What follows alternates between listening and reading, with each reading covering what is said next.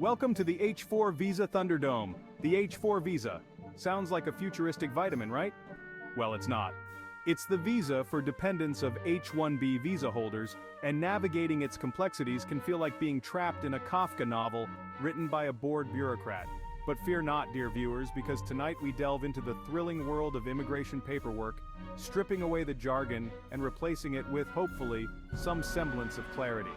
Think of this as your dummy's guide to not screwing up your H-4 visa application. First things first, you'll need to wrestle with the formidable DS-160 form, found on the U.S. Department of State's website. Now, you might think a government website would be a beacon of user-friendliness, a digital oasis of calm. You'd be wrong. It's more like navigating a digital escape room designed by someone who really hates fun. But don't despair, we'll guide you through it. Before you dive headfirst into the abyss of personal information, create an account. This allows you to save your progress, which is crucial because, let's be honest, you will need to take breaks. This form is not a sprint, it's a marathon, and no one wants to fill out this thing in one sitting. Think of it as a choose-your-own-adventure novel, except the only adventure is trying to remember your mother's maiden name.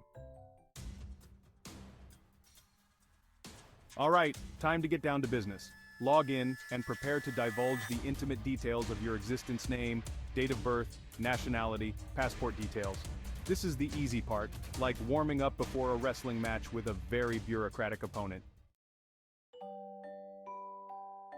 Time for your close-up, but be warned, this isn't your Instagram profile picture. The photo needs to meet specific requirements, so put away the Snapchat filters and find a recent color photo with a plain background. Think passport photo, but with less existential dread, hopefully. Deep breath, we're going deeper. The government wants to know everything. Your parents, your marital status, your past trips to the US. It's like a really nosy neighbor, except this neighbor has the power to grant or deny you a visa. Time for the real fun, the security and background questions. You'll be quizzed on your education, your employment history, and any criminal history. Be honest, be thorough, and try not to get too paranoid. They're just trying to make sure you're not a supervillain in disguise. Probably. Before you hit that enticing submit button, take a moment. Review every single answer. Typos, mistakes, inaccuracies. One wrong click could send you spiraling back to the beginning. This isn't a game you want to play twice. Trust me. Congratulations, you survived the digital gauntlet. Now print that confirmation page like your life depends on it, because in a way, it kind of does.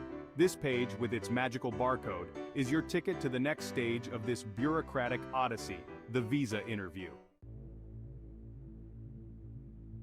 Now the real test of patience, scheduling your visa interview at a US embassy or consulate.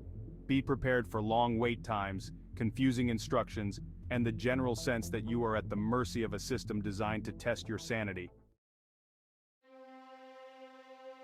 The day has arrived. You've gathered your documents, rehearsed your answers, and ironed your best outfit. The visa interview is your chance to prove you're a real human being with real intentions. Be polite, be prepared, and try not to sweat through your shirt. It's more nerve-wracking than it sounds. And there you have it, folks, the H-4 visa application process laid bare in all its bureaucratic glory. Was it easy? No. Was it fun? Absolutely not. But you made it through, and that's something to celebrate. Now go pour yourself a stiff drink, you've earned it. Or maybe two, because who knows what the actual visa decision will be. Stay tuned because the saga continues.